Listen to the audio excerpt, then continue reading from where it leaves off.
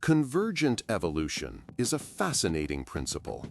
It's why bats, birds, and insects, all from vastly different branches of life, independently developed the ability to fly.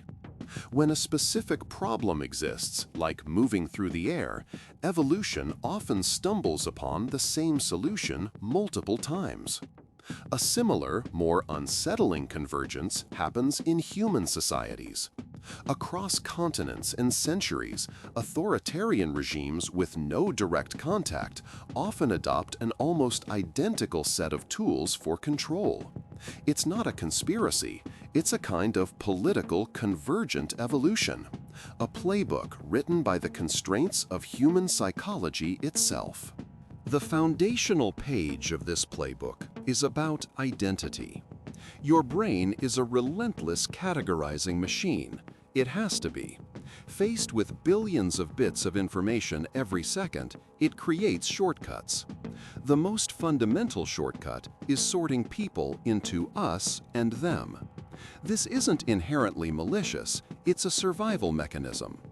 In the 1970s, social psychologist Henri Tajfel ran his minimal group experiments.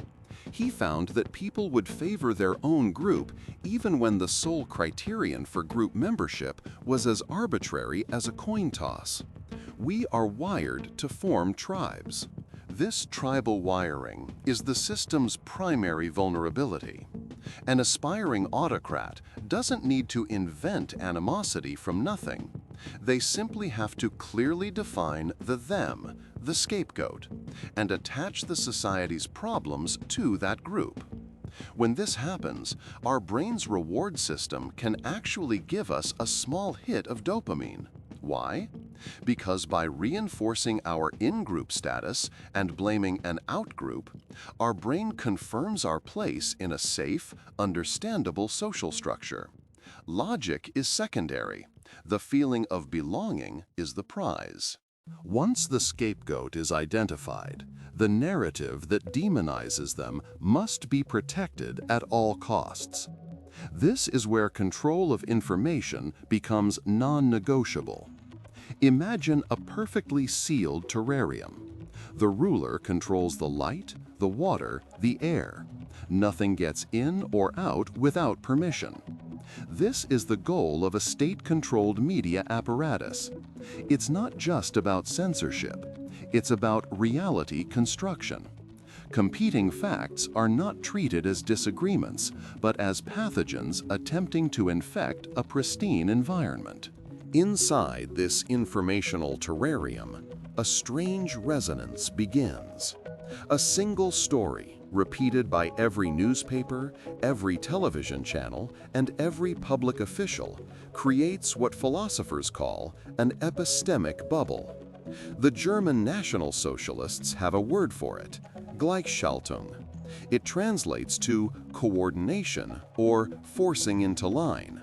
It is the systematic process of aligning every independent institution in society to the same rhythm, the same message, until the deafening echo of the state's voice is mistaken for the unanimous will of the people. This internal cohesion, built on a shared enemy and a shared story, is then fortified by manufacturing an external one. The external enemy is the scapegoat's international cousin. Its function is explained by the rally round the flag effect. When a nation perceives an outside threat, the population's tolerance for authoritarian measures skyrockets. The prefrontal cortex, the part of your brain responsible for nuanced reasoning and skepticism, takes a backseat. Survival instincts, orchestrated by the amygdala, take the wheel, and we instinctively look for a powerful protector. What's powerful about this technique is that the external threat doesn't need to be objectively real.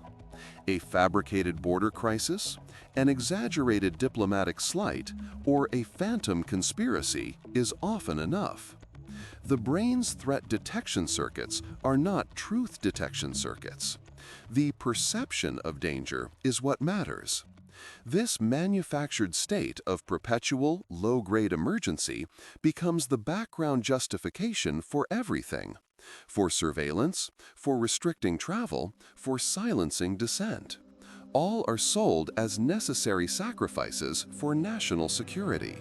If you trace these methods back to their source, you find they run on a single, highly efficient fuel: fear.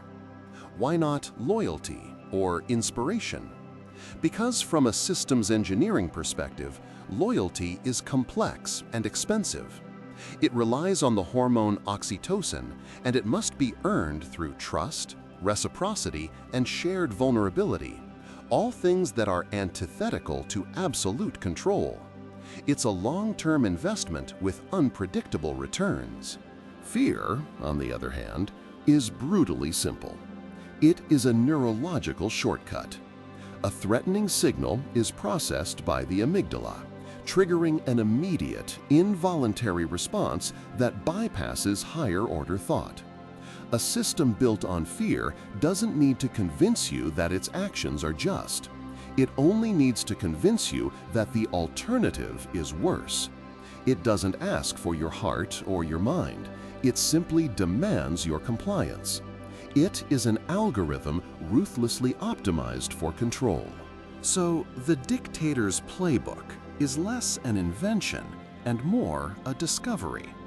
It is a set of emergent strategies, stress-tested over millennia, that perfectly exploit the bugs in our own cognitive software. The tendency to form tribes, the comfort of a simple narrative, the paralyzing power of a perceived threat. These strategies work with unnerving consistency because the human brains they target are unnervingly consistent. The universal grammar of tyranny is not written in law books, but coded into our own neurology. Monotony has grown fast. Nearly 2,700 people have watched in the last few weeks, yet less than 0.03% are subscribed. It would mean a lot if you joined by hitting subscribe. And again, thanks for watching.